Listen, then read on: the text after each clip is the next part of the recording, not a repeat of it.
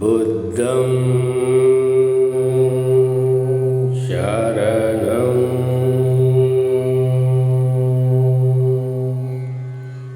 गच्छामि।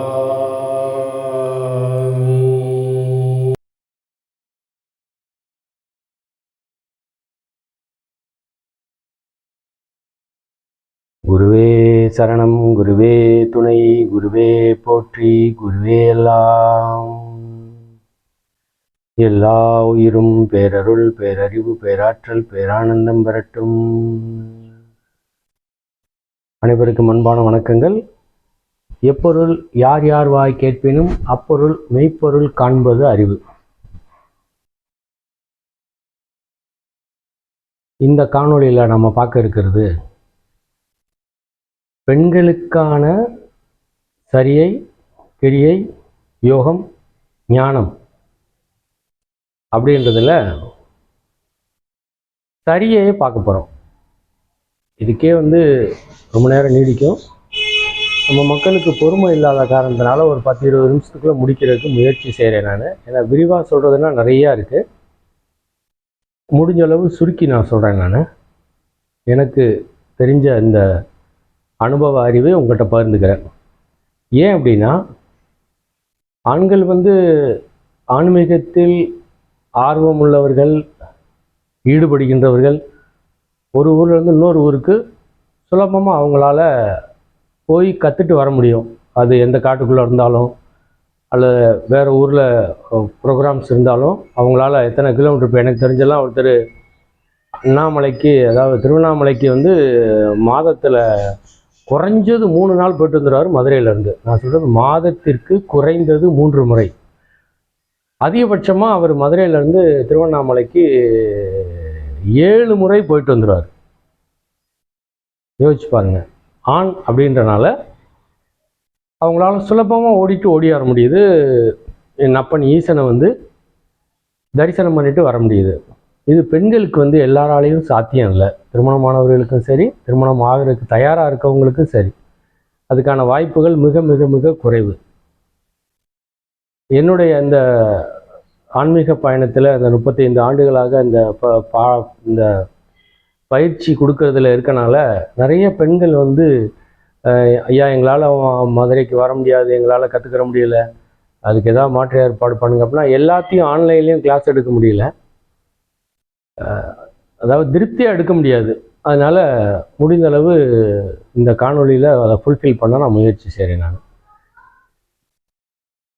பெண்களுக்கான சரியை முதல்ல பார்த்துருவோம். அதில் சரியை அப்படின்னா என்னன்னு பார்த்துருவோம். சரியை பற்றி நிறைய பேர் விளக்கங்கள் கொடுத்துட்டு போயிருக்காங்க. அப்படின்னாலுமே நம்ம சைவத்தில் இருக்க சரியையே எடுத்துக்கிறோம். சைவத்தில் என்ன சொல்கிறாங்க அப்படின்னா, சரியை என்பது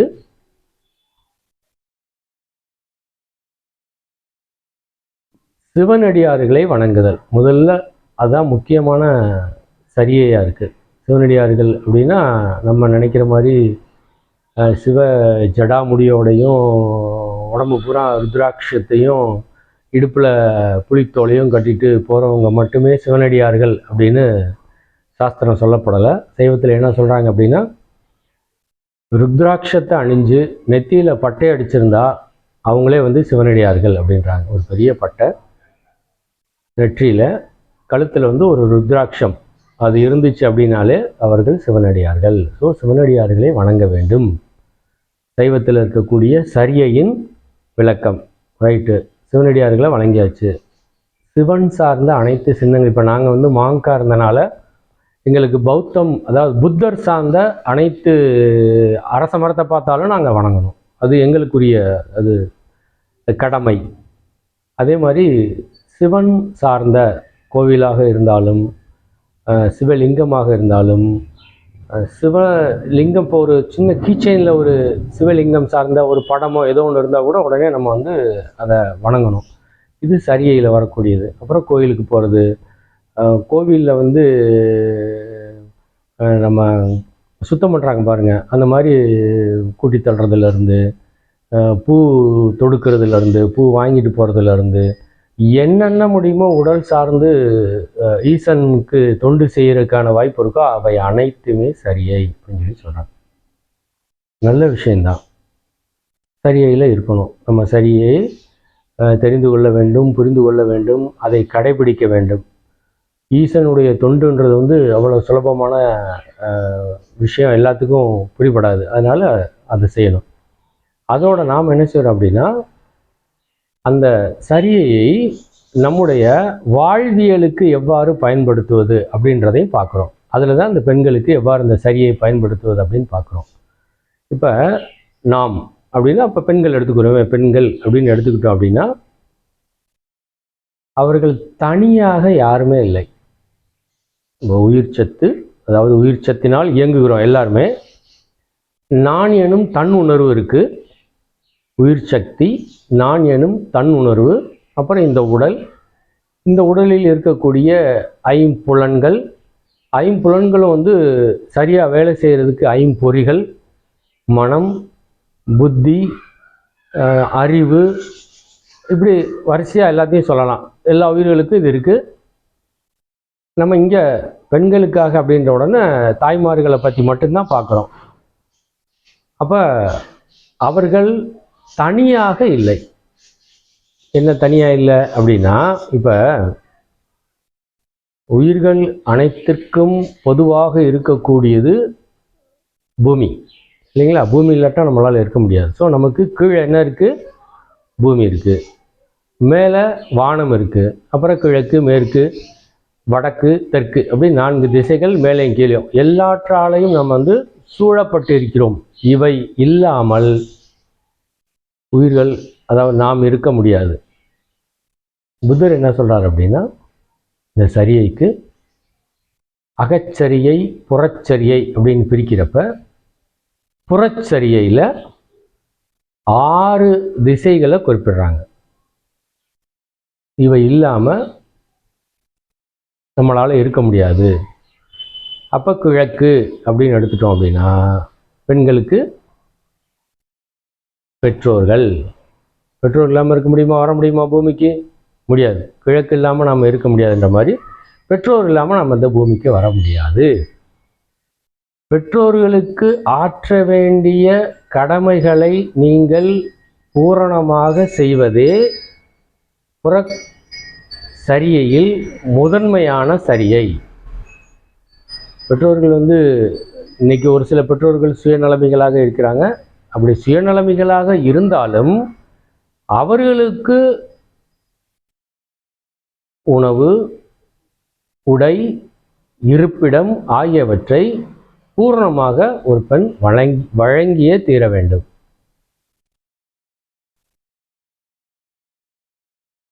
வாரியார் சுவாமிகள் சொல்லுவாங்க,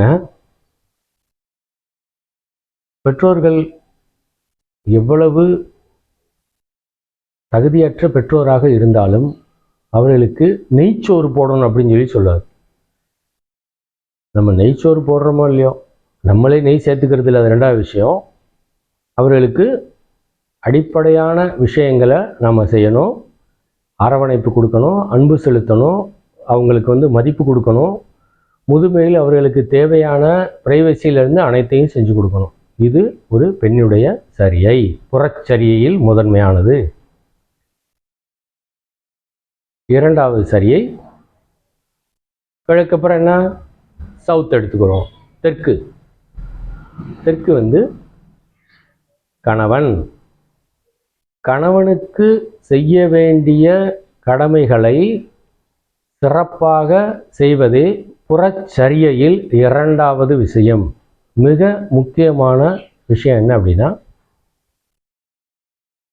கணவனுக்கு நம்பிக்கை என்னுடைய மனைவி அப்படின்னா இந்த உலகத்தில் என் மனைவியை போன்று உயர்ந்தவர்கள் யாரும் இல்லைன்னு நினைக்கிற அளவுக்கு அவங்க மீது அன்பு செலுத்தணும். அவங்களுக்கு தேவையான விஷயங்களை செய்யணும். அது உணவு முறையாக இருந்தாலும் சரி, மனைவிக்குரிய கடமையாக இருந்தாலும் சரி, என்னன்னாலும் சரி, அது என்ன செய்யணும்? நம்ம கண்டிப்பாக செய்தே தீர வேண்டும். இந்த கணவருக்கு செய்ய வேண்டிய கடமைகளில் மிக முக்கியமானது, சில கணவன்மார்கள் சுயநலமிகளாகவோ பொறுப்பற்றவர்களாகவோ இருப்பதற்கு வாய்ப்புகள் உண்டு. அப்போ மனைவியாக இருந்து ஆற்ற வேண்டிய கடமையில் வேறு வழி கிடையாது. அவர்களுக்கு பொறுப்பை ஏற்படுத்துவதற்குரிய அறிவையும் நாம் வளர்த்து கொள்ள வேண்டும். அதுவும் புறச்சரியையில் ஒன்று தான். இதை சொல்கிறேன் அப்படின்றனால ஃபெமினிஸ்ட் ஃபிலாசபி அதுக்கு ஆப்போசிட்டாக நான் பேசுகிறேன், தயவுசெய்து நினச்சிட வேண்டாம். வேறு வழி இல்லை. கணவனோடு காலம் முழுவதும் வாழ்ந்துதான் தீர வேண்டிய கட்டாயத்தில் இந்த உலகத்தில் பெண்களுடைய நிலை இருக்கிறது. ஏதோ ஒரு ஆண் துணை தேவைப்படுது. அதனால் நாம் ஏற்றுக்கொள்ளத்தான் வேண்டும். அதற்காக அனைத்து துன்பங்களையும் அனுபவிக்க வேண்டும் அப்படின்ற அர்த்தம் இல்லை. புத்திசாலியாக இருக்க வேண்டும். கணவன் சிறு சிறு தவறுகள் செய்தாலும் பொறுத்து தவறு செய்யுங்க அப்படின்னு நான் சொல்லலை. அதுக்காக குடிச்சிட்டு வர்றவனோட பொறுமையாக பொறுத்து போங்க அப்படின்னு சொல்லலை. ஏன்னா நான் நிறையா குடிச்சிட்டு வர கணவன்மார்களை 50 வயசுக்குள்ளே இறந்து மனைவியையும் குழந்தைகளையும் தெருவில் விட்டுறாங்க. குடிக்கும் கணவன்மார்கள் சுயநலத்தின் உச்சத்தில் இருப்பவர்கள். என்ன காரணம் வேணான்னு சொல்லட்டும். குடிக்கக்கூடிய கணவன்மார்கள், அதாவது மது பிரியர்கள், சுயநலத்தின் உச்சத்தில் இருப்பவர்கள். அதனால் மனைவியுடைய ஆற்ற வேண்டிய புறச்சரியையில் கணவனுக்கு ஆற்ற வேண்டிய கடமைகளோடு சேர்த்து கணவனுக்கு புத்தி காட்டுவதையும் மிக பொறுமையாக, அதாவது அவ்வை தாய் சொல்லுவாங்க, பெண்களுக்கு அழகு பேதைமை அப்படின்வாங்க. அப்போ பேதைமை மாதிரி இருக்கணும், ஆனால் கணவனை விட 4 மடங்கு 5 மடங்கு புத்திசாலியாகவும் பெண்கள் இருக்கணும். அதுவும் ஒரு பெண்ணுக்கு இருக்கக்கூடிய சரியை. 3வது மேற்கு திசை. மேற்கு திசைன்றப்ப அதான் இவங்கெல்லாம் சூழ்ந்து தான் நாம் ஒரு பெண்ணால் இருக்க முடியும் இல்லையா? பெண் ஆண் யாராக இருந்தாலும் இருக்க முடியும். இதில் முக்கியமாக என்ன அப்படின்னா, பெற்றோருக்கு ஆற்ற வேண்டிய கடமையிலையும் இந்த கணவன்மார்கள் உதவி செய்ய வேண்டும். ஏன்னா கணவனுடைய சம்மதம் இல்லாமல் பெற்றோருக்கு ஏதாவது கொடுக்குறோம் அப்படின்னா அது வீட்டில் ஒரே கலைவரமாயிரும். அதனால் கணவன்மார்களும், ஏன்னா அவங்க பெற்றோர் இருக்காங்கல்ல, நீங்கள் மனைவியோட பெற்றோரை எந்த அளவுக்கு நேசிக்கிறீங்களோ அதே அளவுக்கு தான் அவங்களும் கணவனுடைய பெற்றோரை நேசிக்கிறாங்க. இது உலக இயற்கை, கலியுகம். ஆதலால் அனுசரித்துத்தான் தீர வேண்டும். 2 பேரும் உட்கார்ந்து பேசி பிரச்சனைக்கு தீர்வு பார்க்கணும். இது சரியை 2வது முடிஞ்சு. 3வது குழந்தைகள். இந்த குழந்தைகள் இன்னைக்கு ரொம்ப கவனம் செலுத்தணும். இந்த குழந்தைகள் விஷயத்தில் தாய்மார்கள் ஏற்றுக்கொள்ள வேண்டிய பொறுப்பு ரொம்ப ரொம்ப ரொம்ப அதிகம். ஒவ்வொரு காலகட்டத்திலும் இந்த குழந்தைகளுக்கு ஒவ்வொரு விதமான தேவைகள், ஒவ்வொரு விதமான விருப்பங்கள், ஒவ்வொரு விதமான பிரச்சனைகள் அப்படி வந்துக்கிட்டே இருக்குது. அப்போ இந்த பிரச்சனைகளையும் தேவைகளையும் விருப்பங்களையும் நாம் நிறைவேற்றி வைக்கணும். அப்படின்னா அந்த குழந்தைகளுக்கு அறிவை புகுத்தி கொண்டே இருக்க வேண்டும், அப்டேட் ஆகிட்டே இருக்கணும். இல்லாட்டினா 3வது சரியில் நாம் சரிக்கு விழுந்துருவோம். அப்போ என்ன செய்யணும்? பெண்கள் மிக முக்கியமாக குழந்தைகளுக்கு ஆற்ற வேண்டிய கடமைகள், என்னென்ன கடமைகளை ஆற்றணும் அப்படின்றத ஃபிங்கர் டிப்பில் வச்சுருக்கணும். அது சம்மந்தமான லேட்டஸ்ட் அப்டேட் வரைக்கும் வச்சுருக்கணும். அதாவது மனம் சைக்காலஜிக்கலாக ஒரு தாய் தன்னுடைய ஆண் குழந்தையாக இருந்தாலும் பெண் குழந்தையாக இருந்தாலும் எப்படி அப்ரோச் பண்ணணும் அப்படின்றதெல்லாம் அவங்க அப்டேட் பண்ணி வச்சுக்கணும். அது சரியையில் 3வது சரியை. 4வது சரியை வடக்கு திசை எடுத்துக்கிறோம். அதுக்கு புத்தர் சொல்கிறது உறவினர்கள், நண்பர்கள். உறவினர்கள்ட்டையும் நண்பர்களும், அதாவது நமக்கு துயரத்தை கொடுக்குறவங்களும் அவங்க தான், நம்மளை துயரத்திலேருந்து மீட்டெடுக்கிறவங்களும் அவங்க தான். ஆதலினால் எதிர்பார்ப்பு இல்லாமல் இந்த உறவினர்களிடமும் நண்பர்களிடமும் வேறு வழியில் அகலாது அணுகாது தீக்காய்வார் போல் அப்படின்ற மாதிரி அவங்ககிட்ட நல் உறவினர்கள், நல் நண்பர்கள் கிடைச்சிட்டாங்க அப்படின்னா நம்ம கிஃப்டட் பர்சன். எல்லா இடத்துலையும் அப்படியே அமைப்பு இல்லை. விழிப்போடு இருந்து நம்ம வீட்டுக்குள்ளே இருக்கக்கூடிய பிரச்சனையை கணவன் மனைவி குழந்தைகள் பேசி தீர்த்திடலாம். இந்த உறவினர்கள்ட்டையும் நண்பர்கள்ட்டையும் இருந்து வருது பாருங்க, அந்த பிரச்சனை தான் பெரிய பிரச்சனையாக நிற்கும். என்னத்தையாவது ஒன்று கொளுத்தி போட்டு போயிடுவாங்க. அப்போ இந்த குடும்பம் பற்றிக்கிட்டு எரிய ஆரம்பிச்சிடும். அதனால இதில் மிகுந்த கவனத்தோடு இருக்கணும். யார்கிட்ட அதான் அவர் கம்பராமாயணம் மாதிரி அகலாது அணுகாதுன்ற மாதிரி யார்கிட்ட எவ்வளோ மெயின்டைன் பண்ணணுமோ டிஸ்டன்ஸை அவ்வளோ மெயின்டைன் பண்ணணும். கொடுக்குறத கொடுத்துத்தான் தீரணும், வாங்குறத வாங்கித்தான் தீரணும். ஸோ இந்த விழிப்புணர்வு இருக்க வேண்டும். 4 திசை பார்த்தாச்சு. இந்த 4 பேர்த்திட்டையும் மிகுந்த கவனத்தோடும் ஆற்ற வேண்டிய கடமைகளை சிறப்பாகவும் ஆற்றிவிட்டீர்கள் என்றால் நீங்கள் புறச்சரியில் 4 திசைகளையும் பூர்த்தி பண்ணிவிட்டீர்கள் அப்படின்னு அர்த்தம். அடுத்து 5வது மேலே. உப்பர் மேலே அப்படின்னா மேலே யார் இருப்பா? சான்றோர்கள், மகான்கள், ஜீவன் முக்தர்கள். அவர்கள் நம்ம வள்ளலார் ஐயா, கிருபானந்த வாரியார் ஐயா,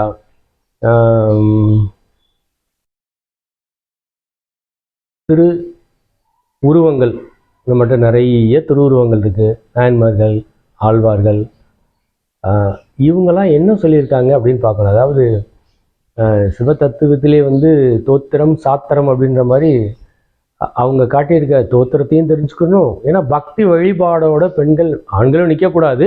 இது பெண்களுக்கான வீடியோ, அதனால் பெண்கள் வந்து பக்தி வழிபாடோடு நின்று விடாமல் என்லைட்மெண்ட்டை நோக்கி அடி எடுத்து வைக்கணும். அப்படின்னா சாத்திர நூட்களையும் படிக்க வேண்டும்.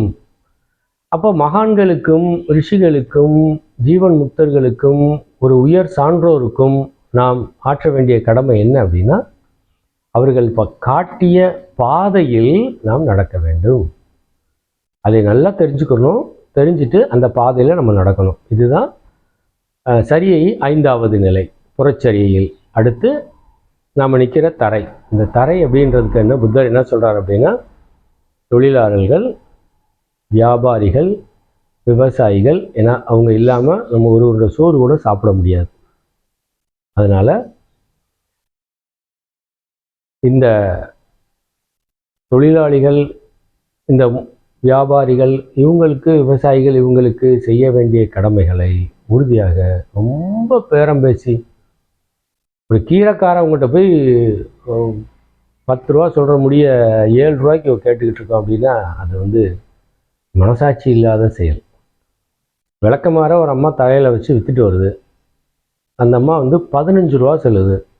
இந்த விலைக்கு கேட்குறம்மா 8 ரூபான்னு எனக்கு கொடுன்னு சொல்லி தலையில் வந்து ஒரு ஈச்ச மாதிரி தன்னோலையை எடுத்து கீச்சி அதிலேருந்து விளக்கமாத்து குச்சி எடுத்து கட்டி கொண்டு வர்ற ஒரு பெண்ணிட்ட போய் இந்த அம்மா என்ன சொல்கிறாங்க, 8 ரூபாய்க்கு கொடுன்னு கேட்குறாங்க. பாவமாக இருந்துச்சு. அப்போ எந்த விதமான தர்மமும் இல்லாமல் பேசக்கூடிய பேச்சு அது பார்கெனிங். அதெல்லாம் பண்ணாதீங்க. எவ்வளோ முடியுமோ அவ்வளவு விட்டு கொடுங்க. தாராளமாக கொடுக்கலாம். ஏன்னா அவங்க இல்லாமல் நம்ம ஒரு சோறு கூட சாப்பிட முடியாது. அதனால் அவங்களுக்கு தேவையான விஷயங்களை நம்ம வந்து உறுதியாக கடமைகளை நாம் சிறப்பாக செய்ய வேண்டும். அப்போ கிழக்கு, தெற்கு, மேற்கு, வடக்கு, மேலே, கீழே. இந்த மேலேன்றதில் சான்றோர்களோடு சேர்ந்து ஆசிரியர்களும் அடங்குவார்கள். அதனால் ஆசிரியர்களுக்கு தேவையான கடமைகளையும் நம்ம சிறப்பாக செய்யணும். முடிச்சா இது பூரா புறச்சரியை. புறச்சரியையும் அகச்சரியையும் பூரணமாக வாழ்ந்து அனுபவித்து கிரியைக்கு செல்வதற்கு தயாராக எல்லாம் உள்ள இறைவனை வேண்டி விடைபெறுகிறேன்.